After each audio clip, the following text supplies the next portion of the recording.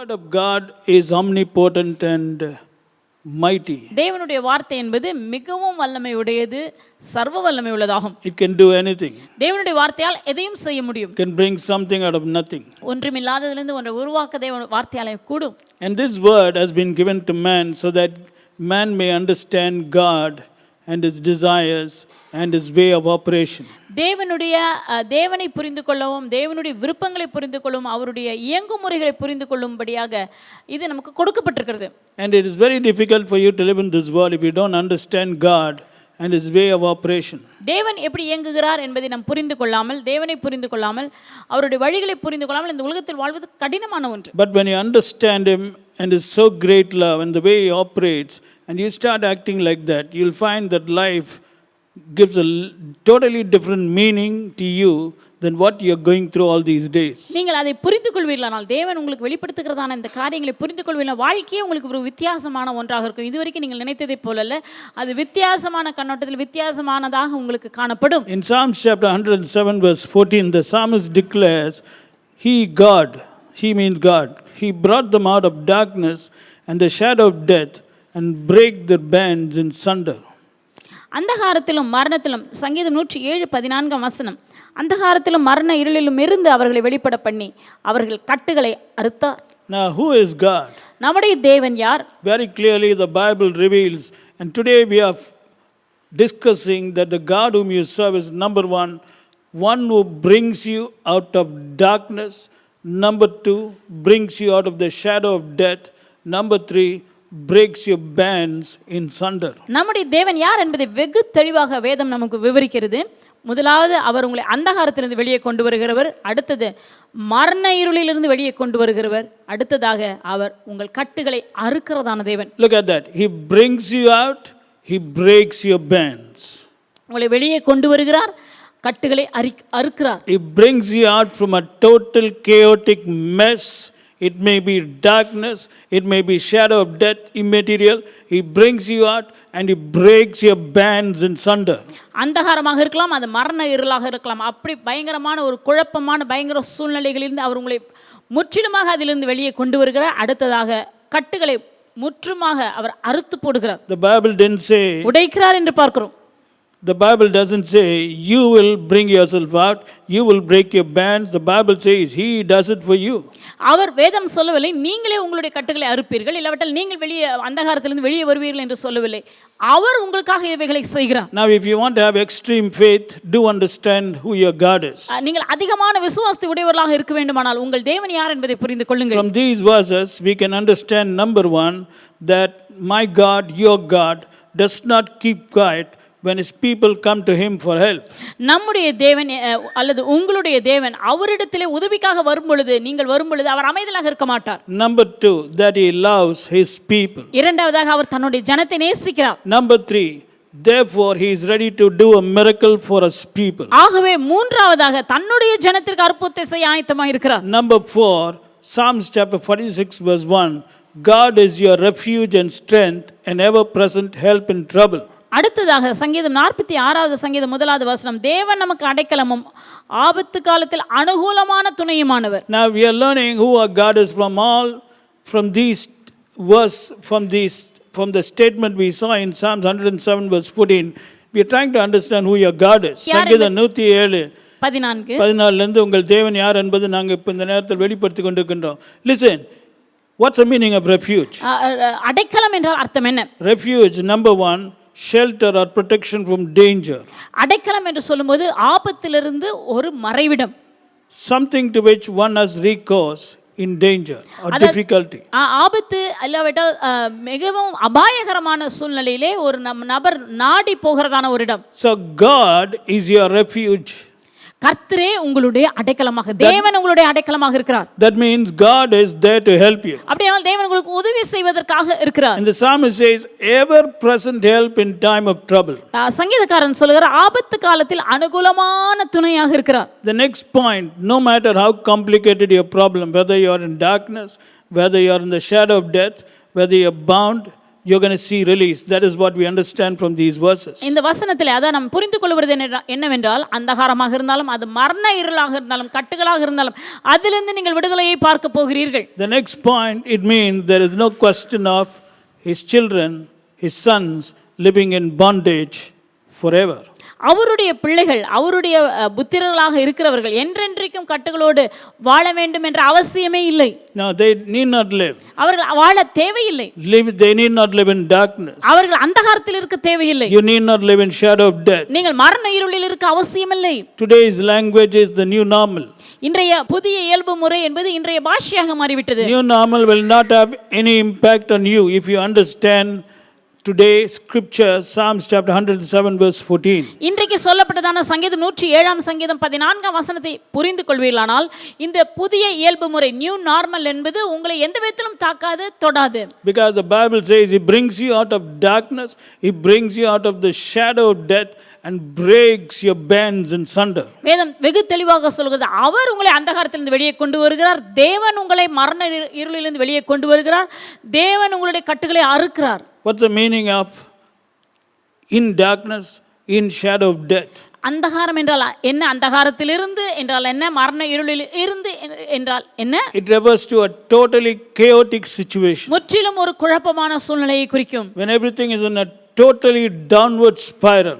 எல்லாமே கீழாக கீழாக இழுத்து கொண்டு போகிறதான ஒரு நிலைமையாகும். People who are caught in darkness in the shadow of death, many of them will die in that particular place. மரண இருளிற்குள்ளாக நுழைந்தவர்கள் இல்லாவிட்டால் அந்தகாரத்துக்குள்ளாக அந்த மாதிரி நிலைமையில் இருக்கிறவர்கள் அநேகர் அதிலே மரித்து போய் விடுவார்கள். Because the term used is shadow of death. அது சொல்லப்பட்ட வார்த்தை கவனிப்போம், மரண இருளில் இருந்து. See, that's a terrible term. அப்படினால் அது பயங்கரமான ஒரு வார்த்தை. But the Bible says even if it is the shadow of death, your God brings you out. அதில் நம்ம கவனிக்க வேண்டியது என்னவென்றால் மரண இருளாக இருந்தாலும் தேவன் அதிலிருந்தும் உங்களை வெளியே கொண்டு வருவார். You got to understand this. இதை நீங்கள் புரிந்து கொள்ள வேண்டும். Only when you understand this, your faith will boost up. இதை நீங்கள் புரிந்து கொண்டால் தான் உங்களுடைய விசுவாசம் உற்சாகம் அடையும். He is an ever-present help in time of trouble. ஆபத்து காலத்தில் அவர் எல்லா நேரங்களிலும் அவர் நமக்கு அனுகூலமான துணையாக இருக்கிறார். Ever-present help.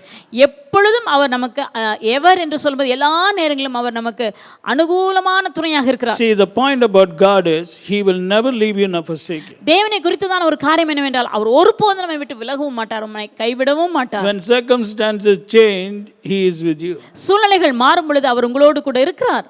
If suddenly darkness comes, he is with you. சூழ்நிலைகள் இருள் வரும் பொழுது உங்களோடு கூட இருக்கிறார். If it becomes shadow of death, he is with you. மரண இருளாக இருந்தாலும் தேவன் உங்களோடு கூட இருக்கிறார். Therefore, you should understand that somebody is with you and react based on that truth. ஆகவே உங்களோடு கூட ஒருவர் இருக்கிறார் என்பதை புரிந்து கொண்டு அந்த அடிப்படையிலே நீங்கள் இந்த உலகத்தில் இயங்க வேண்டும், செயல்பட வேண்டும். That is why the apostle Peter in 1 Peter chapter 5 verse 7 he says, cast all your cares upon him for he careth for you. 1 பேதுரு 5 அதிகாரம் 7 வசனத்திலே நாம் பார்க்கிறோம், அவர் உங்களை விசாரிக்கிறவரானபடியினால் உங்கள் கவலைகளை எல்லாம் அவர் மேல் வைத்து விடுங்கள். What's the job of a son of God, of the people of God? தேவனுடைய பிள்ளையின் வேலை என்ன அல்லது தேவ ஜனங்களின் வேலை என்ன? They got a job. அவர்கள் செய்ய வேண்டிய ஒரு காரியம் உண்டு. You know what's the job? அவர்கள் செய்ய வேண்டிய காரியம் என்ன தெரியுமா? Casting. தூக்கி வைத்து விட வேண்டியதுதான். தூக்கி எறியறது. தூக்கி போட்டு விட வேண்டும். Casting job. தூக்கி போட வேண்டியதுதான். You know what is casting? This is casting. தூக்கி எறிவதற்கு பெயர் தான் தூக்கி போடுதல். That's what the Bible is telling you, cast. அதுதான் வேதம் நமக்கு சொல்கிறது, நீங்கள் தூக்கி போட்டு விடுங்கள். What should you cast? That also the Bible says you should cast not just one care or two cares or three cares, all your cares. அதையும் எதை நாம் தூக்கி போட வேண்டும் என்று வேதம் சொல்கிறது, ஒரு பாரம், ஒரு கவலை, 2 கவலை, 3 கவலை அல்ல, எல்லா கவலைகளையும் தூக்கி போட்டு விடுங்கள். Cast it on somebody who is ready to catch it. அதை பிடித்துக் கொள்வதற்கு ஆயத்தமா இருக்கிறதான ஒரு நபர் மேல் நீங்கள் தூக்கி போட்டு விடுங்கள். Who is that person? அந்த நபர் யார்? Upon him. அவர் மேல். Who is that him? அந்த நபர் யார்? He careth for you. அவர் உங்கள் மேல் உங்களை விசாரிக்கிறவர். Who is that him? அவர் யார்? His name is he careth for you. அவருடைய பெயர் தான் உங்களை விசாரிக்கிறவர். So This is something you have to understand. இது நீங்கள் புரிந்து கொள்ள வேண்டியதான ஒன்று. Because the Bible says cares will come. வேதம் சொல்கிறது உலகத்திலே கவலைகள் வரும். If cares don't come, then why should the Bible advise cast all your cares?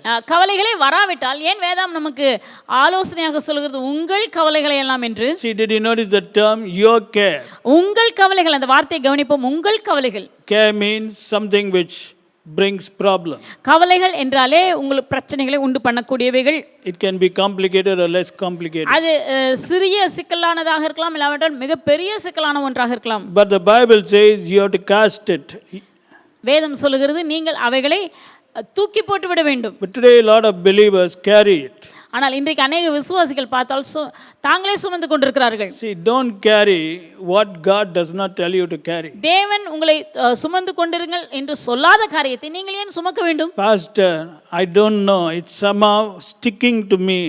I'm trying to cast it. In fact, I don't even remember that I have to cast it when that care comes to me suddenly. Pastor, எனக்கு அது நினைவிலேயே இருப்பதில்லை. நான் எப்படியோ அது அந்த கவலை வந்த உடனே என் மைண்ட்ல அது காண போயிடுது. மைண்ட்ல எண்ணமே வர மாட்டேங்குது. என்னுடைய மனதிலே அது எண்ணமாகவே வருவதில்லை. நான் மறந்து போய் விடுகிறேன். So I just keep on carrying it. ஆகவே தொடர்ந்து நானே அதை சுமந்து கொண்டிருக்கிறேன். You know, the reason for your behavior is because you still have not got the word inside you. Still the word has not become alive inside you. அதற்கு காரணம் என்னவென்றால் இன்னும் தேவனுடைய வார்த்தை உங்களுக்குள்ளாக போகவில்லை. தேவனுடைய வார்த்தை உங்களுக்குள் ஜீவிக்கவில்லை. Child of God, தேவ பிள்ளையே, when the word of God is alive in you, it will remind you. தேவனுடைய வார்த்தை உங்களுக்குள் ஜீவிக்கும் பொழுது அது உங்களை நினைவுபடுத்தி கொண்டிருக்கும். When one care comes, cast it.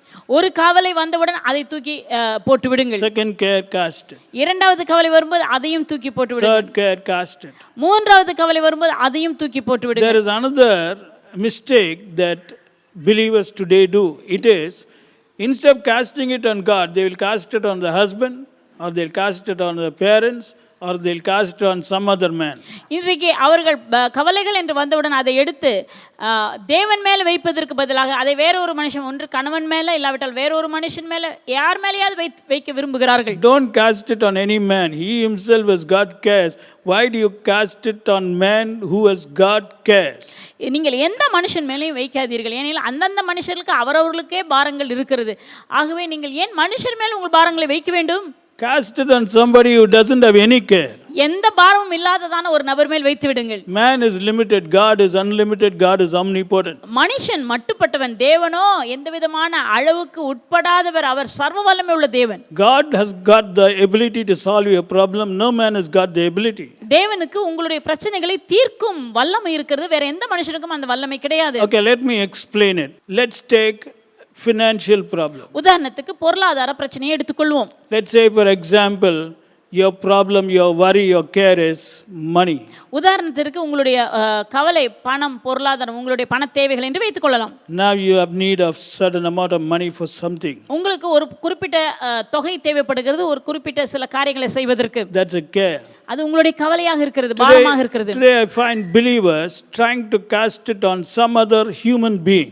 இன்றைக்கு நான் கவனிக்கிற காரியம் என்னவென்றால், விசுவாசிகளாக மாறின பிறகும் அவர்கள் தங்கள் கவலைகளை மற்ற நபர் மேல் வைக்க விரும்புகிறார்கள். They are looking at some man. ஏதாவது ஒரு மனுஷன் நோக்கி பார்க்கிறார்கள். That is trying to cast it on somebody. அதுதான் மனுஷன் மேல் வைப்பதாகும். Don't do it. அப்படி செய்யாதீங்க. Because man is limited. ஏனெனில் மனிதன் மட்டுப்பட்டவன். God is unlimited. தேவனோ எந்தவித அளவுக்கு உட்படாதவர். And he cares for you. அவர் உங்களை விசாரிக்கிறவர். That means he loves you. அப்படினால் அவர் உங்களை நேசிக்கிறார். He's got a plan for you. அவர் உங்களுக்காக திட்டம் வைத்திருக்கிறார். You know, his plan is you should be carefree. அவர் உங்களுக்கு வைத்திருக்கும் திட்டம் என்ன தெரியுமா? நீங்கள் பாரமற்றவர்களாக இருக்க வேண்டும். See, only when you are carefree you can be the incomparable people. நீங்கள் பாரமற்றவர்களாக இருந்தால் தான் ஒப்பிடப்பட முடியாத நபர்களாக வாழ முடியும். Child of God, தேவ பிள்ளையே, don't forget Psalms 107 verse 14. He bringeth you out of darkness, out of the shadow of death, and breaketh your bands in sunder. சங்கீதம் 107:14 வசனத்தை மறந்து விடாதீர்கள். அவர் உங்களை அந்தகாரத்தில் இருந்து வெளியே கொண்டு வருகிறார். அவர் உங்களை மரண இருளில் இருந்து தேவன் உங்களை வெளியே கொண்டு வருகிறார். அவர் உங்களுடைய கட்டுகளை தேவன் உடைக்கிறார். But when will he do it? Only when you bring your cares to him. எப்பொழுது அதை செய்வார் என்றால், நீங்கள் உங்களுடைய கவலைகளை அவரிடத்தில் கொண்டு வரும்போதுதான். Instead of putting it on somebody else. வேறொரு நபர் மேல் வைப்பதற்கு பதிலாக. That is why in the same chapter Psalms 107 verse 15, the next verse, oh that men would praise the Lord for his goodness and for his wonderful works to the children of men. அதே அதிகாரத்தில் அடுத்த வசனத்தில் பார்க்கிறோம் 15வது வசனம், தமிழ் வேதாகமத்திலே 16வது வசனம், அவருடைய கிருபை நிமித்தம் மனுபுத்திரருக்கு அவர் செய்கிற அதிசயங்களின் நிமித்தமும் அவரை துதிப்பார்களாக. See, because God delivers you or brings you out of the pit, out of darkness, shadow of death, and breaks your bands, the psalmist says, oh that men would praise the Lord for his goodness and for his wonderful works to the children of men. 16வது வசனத்திலே பாருங்க, தேவன் அப்படியாக அந்தகார இருளிலிருந்து மரண இருளிலிருந்து வெளியே கொண்டு வந்து கட்டுகளை உடைக்கிறவராக இருக்கிறதுனால அந்த வசனம் சொல்லுது, அவருடைய கிருபை நிமித்தமும் மனுபுத்திரருக்கு அவர் செய்கிற அதிசயங்களின் நிமித்தமும் அவரை துதிப்பார்களாக. See, here it tells you to praise the Lord. இந்த இடத்திலே தேவனை துதிக்கும்படியாக வேதம் சொல்கிறது. Praise the Lord. தேவனை துதிக்கும்படியாக. Who should praise? யார் அவரை துதிக்க வேண்டும்? Men. மனிதர்கள் துதிக்க வேண்டும். மனுபுத்திரர். Because he is good. ஏனெனில் அவர் நல்லவர். Number 2, இரண்டாவதாக, for his wonderful works to the children of men. மனுபுத்திரருக்கு அவர் செய்கிறதான அதிசயங்கள். What does it mean, wonderful works? Wonderful works means amazing works, marvelous works. அதிசயங்கள் என்றால் என்ன? ஆச்சரியமான அவருடைய கிரியைகள், மிகவும் அருமையான தேவனுடைய கிரியைகள். Today, child of God, இன்றைக்கு தேவனுடைய பிள்ளைகளே, especially you are living in such a time as this, you better understand that these words today which you are hearing can change your life totally upside down if only you're going to get revelation of what you are hearing today. இன்றைக்கு மாத்திரம் சொல்லப்பட்டதான இந்த வசனத்தை என்னுடைய வெளிப்பாடு உங்களுக்கு கிடைக்கும் என்றால் உங்களுடைய வாழ்க்கையை தலைகீழாக முற்றிலுமாக வேறு விதமாக மாறிவிடும். On the contrary, if you are not going to take this seriously, I don't know, because situation is becoming very bad. You better take this seriously. It's becoming very bad. You know about it. It's slowly going down. Even now, if you don't awake, I don't know who can help. இந்த நேரத்திலும் சூழ்நிலைகள் நாம் பார்க்கும் பொழுது முன்பு இருந்ததை விட இன்னும் குறைந்து கொண்டே போய் கொண்டிருக்கிறது. இப்பொழுது கீழே போயிட்டே இருக்கு. இப்போ நம்ம எங்க போய் முடிய போகுதுன்னு தெரியல. Brother, that is why you better get it clear, because God gave me this word. There is a reason why he gave me this word. You have to take this seriously, because we don't know what's going to happen. நமக்கு தெரியாது என்ன நடக்க போகிறது என்று, ஆனால் தேவன் இந்த வார்த்தையை வெகு தெளிவாக எனக்கு கொடுத்தார். அதற்கு காரணம் உண்டு.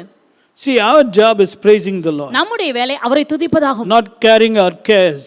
நம்முடைய கவலைகளை சுமந்து கொண்டிருப்பது நம்முடைய வேலை அல்ல. Your company may say lay off, no problem. Let them say lay off. That's not going to be a care. If you're going to think about it, you're going to carry it, that's going to be a care.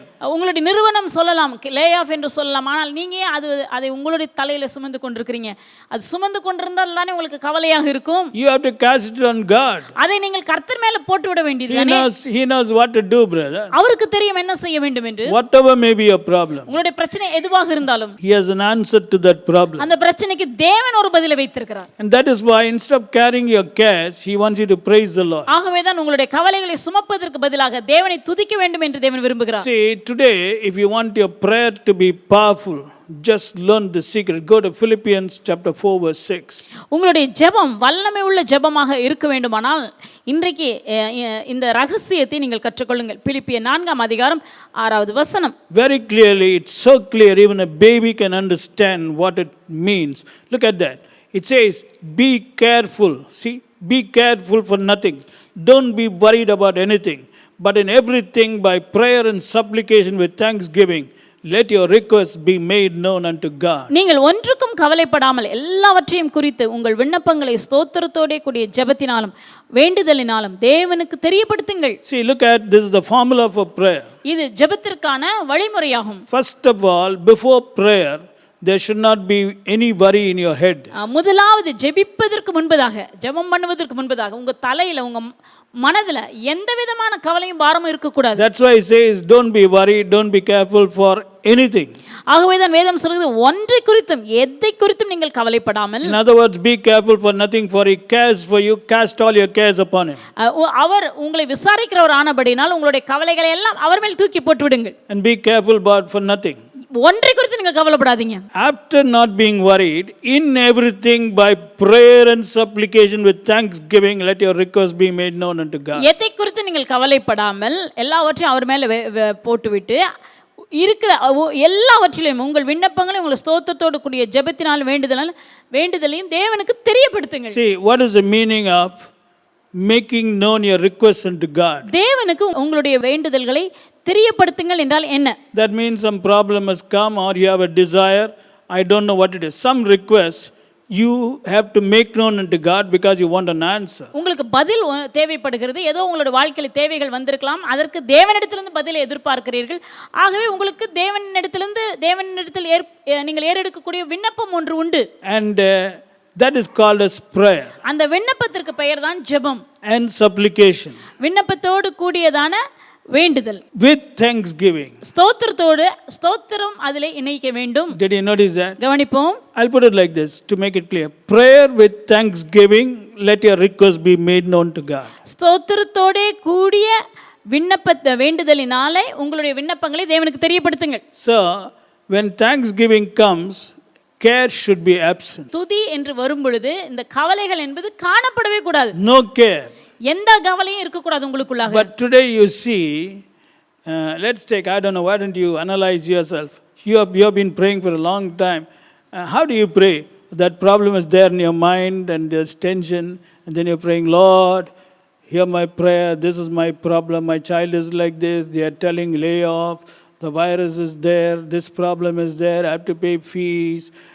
That problem is there, you're carrying that problem, and then you're praying, and then if you say thank you also, that's duplicate thank, because that is not real thanks, it's not coming out of your heart. நீங்க மனதில் யோசிச்சுட்டே இருக்கிறீங்க, என் பிள்ளைக்கு பணத்தை கட்டணும், அந்த ஃபீஸை கட்டணும், நான் இந்த காரியத்துக்கு இந்த செலவு செய்ய வேண்டியிருக்கு, இந்த கவலை பாரத்தோடு அதை சுமந்துட்டே இருக்கிறீங்க. அதோடு கூட நீங்கள் ஜெபிக்கவும் ஆரம்பிக்கிறீங்க, ஆண்டவரே இதெல்லாம் எனக்கு வேணும், ஆண்டவரே இதெல்லாம் சொல்ல. அதனால நீங்கள் நடுவில் தேங்க்ஸ் என்று சொல்கிறீங்க. அது ஒரு போலியான ஒரு நன்றி. Some people don't even say thanks because they can't give thanks. The burden is so much upon the head. சிலரால் துதிக்க கூட முடியவில்லை, ஏனெனில் அவர்களுடைய மனதில் இருக்கிறதான பாரம் அவ்வளவு பெரிதா இருக்கிறது. See, I'll explain it like this. When will you give thanksgiving to somebody? எப்பொழுது நீங்கள் ஒரு நபருக்கு நன்றி என்று சொல்லுவீர்கள்? Tell me, when will you give thanksgiving? எப்பொழுது ஒரு நபருக்கு நன்றி செலுத்துவோம்? Only when you receive something from him, you'll give thanksgiving. அந்த நபரிடத்திலிருந்து நீங்கள் பெற்றுக்கொண்ட பிறகுதான் நீங்கள் அவருக்கு நன்றி என்று சொல்வீர்கள். In other words, what God is trying to tell you is, understand that you have received the answer to your prayers, and therefore you are giving thanksgiving. ஆண்டவர் என்ன சொல்கிறார் என்றால், உன்னுடைய விண்ணப்பங்களுக்கு நீ பதிலை பெற்றுக்கொண்டாய் என்பதை நீ புரிந்து கொண்டு நீ நன்றி செலுத்து என்று சொல்கிறார்.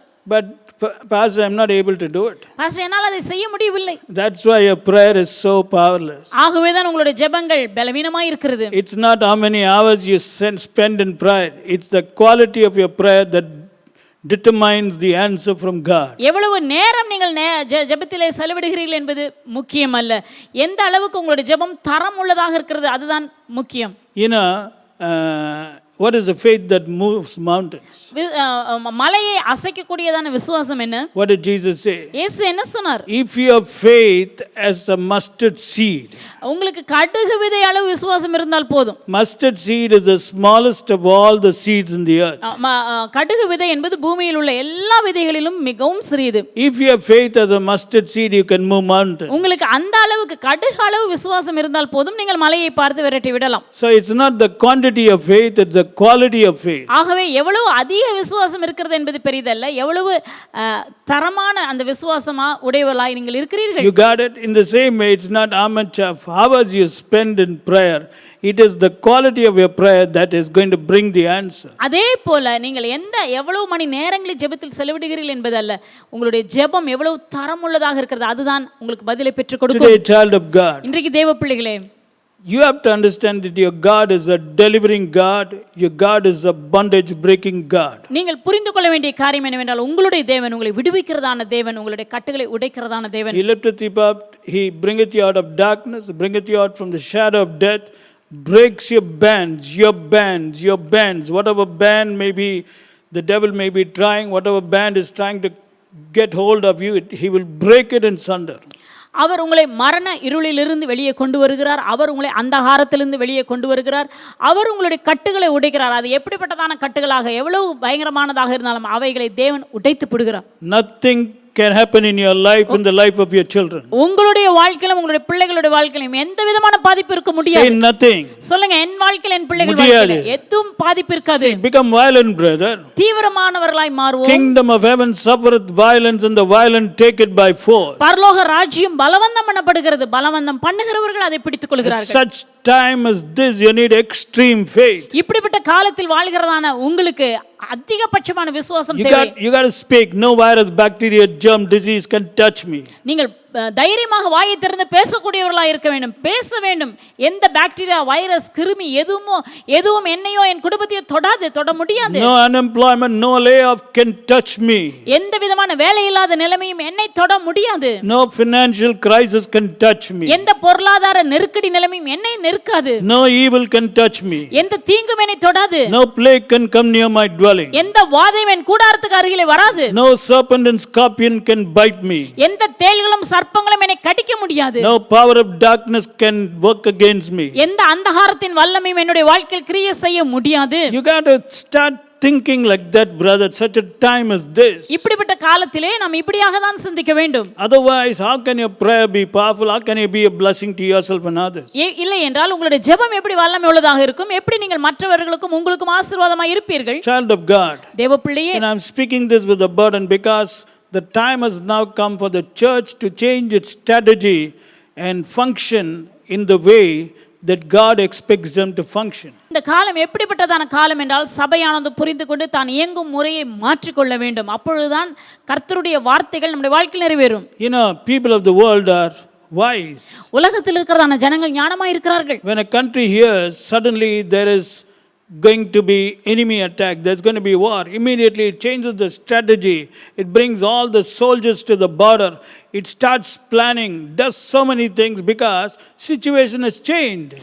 ஒரு தேசமானது, அந்த நாடானது எல்லையிலே சத்துருக்கள் வருகிறார்கள் என்பதை அறிந்தவுடன் உடனடியாக தங்களுடைய வீரர்கள், சேனையில் இருக்கிறவர்கள் யாவரையும் கொண்டு வந்து அந்த இடத்துல நிறுத்தி எந்தெந்த முறையில் அவர்கள் தங்களை தற்காக்க முடியுமோ எல்லாவற்றையும் செய்கிறார்கள். ஏனெனில் சூழ்நிலை மாறிவிட்டது. They don't operate the way they were operating before. முன்பு இருந்ததை போலவே அவர்கள் நடந்து கொள்வதில்லை. All of us know that today we are in the new normal. இன்றைக்கு நாம் எல்லாரும் அறிந்திருக்கிறோம், புதிய இயல்பு முறையிலே இருக்கிறோம். You got to change your strategy. இந்த நாட்களிலே நம்முடைய இயங்கும் முறையை நாம் மாற்றிக்கொள்ள You வேண்டும். got to become more violent in the word of God. கர்த்தருடைய வார்த்தையை பற்றி நாம் அதிக வைராக்கியம் உள்ளவர்களாக மாறிவிட வேண்டும். Otherwise, how can God help you, brother? இல்லாவிட்டால் தேவனால் எப்படி உங்களுக்கு உதவ முடியும்? See, don't waste your time. It's going to be very costly. See, God doesn't want you to be a liability. If you want to be a liability, that's up to you. But I don't want you to be a liability. God doesn't want you to be a liability. You are the incomparable people chosen to experience the goodness of God in the land of the living. நீங்கள் மாற்றிக்கொள்ளாவிட்டால், உங்களுடைய இயங்கும் முறையை நீங்கள் மாற்றிக்கொள்ளாவிட்டால் தேவனால் உங்களுக்கு எப்படி உதவ முடியும்? ஏனெனில் தேவன் நீங்கள் பாரமாக இருப்பதை தேவனும் விரும்பவில்லை, நாங்களும் விரும்பவில்லை. எப்படி நம்ம இயங்க முடியும்? ஆகவே நீங்கள் ஆசீர்வதிக்கப்பட்ட நபராக, ஒப்பிடப்பட முடியாத நபர்களாக இருக்க வேண்டும் என்றால் உங்களுடைய இயங்கும் முறையை நீங்கள் மாற்ற வேண்டும். That is why the psalmist says, after declaring, He bringeth thee out of darkness, out of the shadow of death, and breaks your bands in asunder. The next statement he says, oh, that men would praise the Lord for his goodness, for his wonderful works to the sons of men. ஆகவேதான் சங்கீதக்காரன் சொல்லுகிறார், அந்தகாரத்திலும் மரண இருளிலும் இருந்து அவர் உங்களை வெளிப்பட பண்ணி அவர்கள் கட்டுகளை அவர் அறுக்கிறார் என்று சொல்லிவிட்ட பிறகு அடுத்த வசனத்தில் அவர் சொல்லுகிறார், அவருடைய கிருபையின் நிமித்தம் மனுபுத்திரருக்கு அவர் செய்கிற அதிசயங்களை நிமித்தம் அவரை துதிப்பார்களாக. What should be in your house? Praise. உங்களுடைய வீட்டில் என்ன காணப்பட வேண்டும்? துதி காணப்பட வேண்டும். துதி. You know, in Psalm chapter 118 and verse 15, the Bible reveals that something is there in the house of the righteous. சங்கீதம் 118:15 வசனத்திலே பார்க்கிறோம், நீதிமானுடைய வீட்டிலே ஒன்று காணப்படுகிறது. What is there? அது என்ன? The voice of rejoicing in salvation is in the tabernacle of the righteous. நீதிமான்களுடைய கூடாரங்களில் இரட்சிப்பின் கம்பீர சத்தம் உண்டு. What is there in your house? உங்க வீட்டிலே என்ன இருக்கிறது? If you are righteous, நீங்கள் நீதிமான் என்றால் உங்கள் வீட்டில் என்ன இருக்கிறது? there's a voice. ஒரு சத்தம் இருக்கிறது. That's a voice of men who are living in the tabernacle. அது அந்த கூடாரத்தில் வாழுகிறதான அந்த மனிதர்களின் சத்தமாகும். What voice is there? அது என்ன சத்தம்? அது. It's not the voice of cares. அது பாரங்களின் சத்தம் அல்ல. It's not the voice of oh alas. ஐயோ என்கிறதான அந்த சத்தம் அல்ல. It's not the voice of what's going to happen to me. எனக்கு என்ன நடக்குமோ என்கிற சத்தம் அல்ல. It's not the voice what if something happens. ஏதாவது நடந்து விடுமோ என்னவாக இருக்குமோ என்ற அந்த சத்தம் அல்ல. It's not the voice of what's going to happen to my husband. என்னுடைய கணவனுக்கு என்னவாக நடக்கும் அப்படிப்பட்ட சத்தம் அல்ல. No, it's the voice of rejoicing and salvation. ரட்சிப்பின் கம்பீர சத்தம், மகிழ்ச்சியின் சத்தம் Is in there. அது அங்கே இருக்கிறது. Is in there. அது அங்கே இருக்கிறது. And something else is also there. வேறொன்றும் அங்கே இருக்கிறது. The right hand of the Lord. கர்த்தரின் வலது கரம். Right hand of the Lord is also in the tabernacle of the righteous. நீதிமான்களுடைய கூடாரத்திலே கர்த்தருடைய வலது கரமும் இருக்கிறது. Voice of salvation, rejoicing is also there. ரட்சிப்பின் கம்பீர சத்தமும் அங்கே இருக்கிறது. And the most interesting part is this right hand of the Lord which is there is not a dummy hand, it's hand which doeth valiantly. இந்த கர்த்தருடைய வலது கரமானது ஒரு அமைதலாக இருக்கிற கரம் அல்ல, அது பராக்கிரமமாய் செயல்படுகிறதான கரம். And the next verse says it is exalted. அடுத்த வசனத்திலே பார்க்கிறோம் அது உயர்ந்திருக்கிறது. To the child of God. தேவ பிள்ளையே, What's the meaning of doing valiantly? உயர்ந்திருக்கிறது, பராக்கிரமம் செய்யும் என்றால் என்ன? Because God doesn't do anything for himself. தேவன் எந்த காரியத்தையும் தனக்காக செய்வதில்லை. He doesn't need to do it. அவர் செய்ய வேண்டும் என்ற அவசியமும் இல்லை. He has no competitors. அவருக்கு எந்த விதமான போட்டி, அவரோடு கூட போட்டி இடக்கூடிய ஆளே இல்லை. Nobody is there. அவரோடு போட்டியிட ஆள் இல்லை. So for who is he going to be valiant? யாருக்கு அவர் தன்னுடைய வல்லமையை காட்ட, பராக்கிரமத்தை காட்ட போகிறார்? Who is he going to use his right hand? யாருக்காக தன்னுடைய வலது கரத்தை பயன்படுத்த போகிறார்? Those who are praising the Lord. அவரை துதிக்கிறவர்களுக்காக. Those who are rejoicing and shouting without cares. எந்த விதமான பாரமும் இல்லாமல் தேவனை துதித்து ஆர்ப்பரிக்கிறவர்களுக்காக. Not for those having cares and praising the Lord. பாரங்களை மனதிலே வைத்துக்கொண்டு தேவனுக்கு நன்றி என்று சொல்லுகிறவர்களுக்கு அல்ல. Today one mistake we find is in the house full of cares. When they come to church, when the music comes, oh, they are worshiping the Lord. இன்னைக்கு நாம் பார்க்கிற காரியம் என்னவென்றால் வீட்டில பாத்தீங்கன்னா ஒரே குழப்பங்களும் போராட்டங்களும் தான் இருக்குது. ஆனா சபைக்கு வந்தவுடன் full of பாரம். வீட்டில் இருக்கும்போது வெறும் பாரத்தோட தான் இருக்கிறாங்க. மியூசிக் தொடங்கணும்னு சர்ச்சில் ஓ ஹalleluya brother, that's not good. You got to be carefree whether you are in the church or whether there's music or whether that you are in the house. அது நீங்க எல்லா நேரங்களிலும் நீங்கள் பாரமற்றவர்களாக இருக்க வேண்டும். ஆலயத்தில் நீங்க இருந்தாலும் வீட்டில் இருந்தாலும் இசை கருவிகள் வாசித்தாலும் வாசிக்காவிட்டால் நீங்கள் எப்பொழுதும் களி கூர்ந்து கொண்டிருக்க வேண்டும். The old man apostle John at the age of 90 was in the Isle of Patmos. வயதான மனிதனாகிய அப்போஸ்தலனாகிய யோவான் பத்மு தீவிலே 90 வயதிலே அவர் அங்கே இருந்தார். Nobody was company for him. அவருக்கு துணையாக ஒருவருமே அங்கே இல்லை. He was banished. Only animals were there. அவர் அங்கே நாடு கடத்தப்பட்டிருந்தார். அங்கே மிருகங்கள் தான் இருந்தன. Snakes were there. அங்கு சர்ப்பங்கள் இருந்தன. Scorpions were there. தேள்கள் இருந்தன. Foxes were there. அங்க நரிகள் இருந்தன. I don't know what else was there. இன்னும் வேற என்ன மிருகங்கள் இருந்தன நமக்கு தெரியாது. The Bible says he was in the spirit in the Lord's day. கர்த்தருடைய நாளிலே அவர் ஆவிக்குள்ளானார். See, circumstances didn't have any impact upon the apostle John. அப்போஸ்தலனாகிய யோவானுடைய வாழ்க்கையிலே அந்த சூழ்நிலைகளானது எந்த விதத்திலும் அவரை தாக்கவில்லை. He was totally impactless for the cares of the world. உலகத்தின் பாரங்களை பொறுத்த வரைக்கும் அவர் பாரமற்றவராக இருந்தார். He was in the spirit. அவர் ஆவிக்குள்ளாக இருந்தார். Suddenly heavens open and revelation is coming. திடீரென்று பரலோகம் திறந்தது. வெளிப்படுதல்கள் அவருக்கு தெரிவிக்கப்பட்டது. See verse 10. I was in the spirit and heard behind me a great voice as of a trumpet.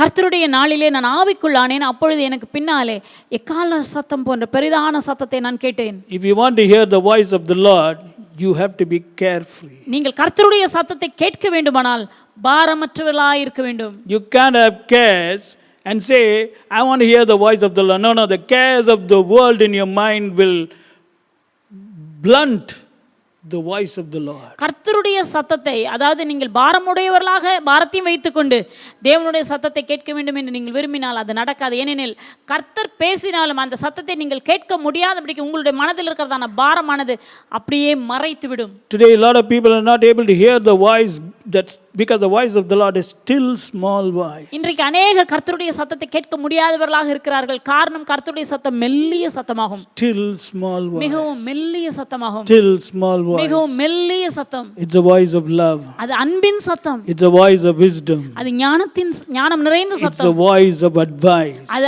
ஆலோசனையின் சத்தம். It's a voice of care. அது கருசனையுள்ள சத்தம். It's a voice that can bring a mighty breakthrough, miracle breakthrough in your life. உங்களுடைய வாழ்க்கையில மிக மிகப்பெரிய தடை முறிக்கப்படுதலை கொண்டு வரக்கூடிய சத்தம். But if you're going to have cares in your head, ஆனா அதே நேரத்தில் உங்க தலையிலே நீங்கள் பாரங்களை உடையவர்களாய் இருப்பீர்களானால் then you can't hear the voice. அவருடைய சத்தத்தை உங்களால் கேட்க முடியாது. Let this be very clear. தெளிவாய் புரிந்து கொள்ளுங்கள். No matter what your circumstances are, உங்களுடைய சூழ்நிலைகள் எப்படிப்பட்டதாக இருந்தாலும் cast all your cares upon him. உங்களுடைய பாரங்களை எல்லாம் கவலைகளை எல்லாம் அவர் மேல் வைத்து விடுங்கள். Because we serve a God. 107 Psalms 107 verse 14. He bringeth you out from the shadow of death, from darkness, and breaketh your bands in sunder. Therefore, let men praise the Lord, and for his goodness and for his wonderful works to the sons of men. சங்கீதம் 107:14 வசனத்திலே அவர் உங்களை அந்த தேவன் உங்களை அந்தகாரத்திலிருந்தும் மரண இருளிலிருந்தும் உங்களை வெளிப்பட பண்ணி உங்களுடைய கட்டுகளை அவர் உடைக்கிறார், கட்டுகளை அறுத்து போடுகிறார். ஆகவே கர்த்தர் செய்கிற அதிசயங்களை நிமித்தம் மனுபுத்தருக்கு அவர் செய்கிற ஆச்சரியமான கிரியைகளின் நிமித்தம் அவரை துதிப்பார்களாக. So today remember, at such a time as this, you need to hear the voice of the Lord. இப்படிப்பட்ட கால நாட்களில் வாழ்ந்து கொண்டிருக்கிறதான நாம் தேவனுடைய சத்தத்தை கேட்பது அதிக அவசியம். So ensure that you understand this message. Cast all your cares, let your mind be free, spirit be free, and suddenly you'll hear the voice of the Lord. ஆகவே இந்த செய்தியை புரிந்து கொண்டதான நீங்கள் உங்களுடைய மனதை பாரமற்றவர்களாக ஃப்ரீயா வைத்துக் கொள்ளுங்க. உங்களுடைய ஆவியும் அதே போல விடுதலையோடு கூட காணப்பட்டும் கர்த்தருடைய சத்தத்தை நீங்கள் கேட்பீர்கள். This is the way, walk ye in it. இதுதான் இதிலே நடங்கள் என்கிறதான அந்த சத்தத்தை கேட்பீர்கள். I'm the Lord who teacheth you to profit, who leadeth you by the way you should go. நீ உனக்கு பிரயோஜனமானவைகளை போதித்து நீ நடக்க வேண்டிய வழியில் நடத்துகிற உன் தேவனாய் கர்த்தர் நானே. Your life will turn from negative to profit. உங்களுடைய வாழ்க்கையானது நெகட்டிவ்ல இருந்து அது லாபமாக மாறிவிடும். From decrease to supernatural. குறைவிலிருந்து இயற்கைக்கு அப்பாற்பட்ட பெருக்கமாக மாறும். From failure to supernatural success. தோல்வியிலிருந்து இயற்கைக்கு அப்பாற்பட்ட நம்ப முடியாத வெற்றியாக ஜெயமாக மாறும். From sickness to divine healing. வியாதியிலிருந்து அது சுகமாக ஆரோக்கியமாய் மாறும். From confusion to total peace. மனக்குழப்பத்திலிருந்து சம்பூர்ண சமாதானமாக மாறும். May God's power move on you. தேவனுடைய வல்லமை தாமே உங்கள் மேல் கிரியை செய்வதாக. Maranatha. Maranatha. You are the incomparable people. நீங்கள் ஒப்பிடப்பட முடியாத நபர்கள்.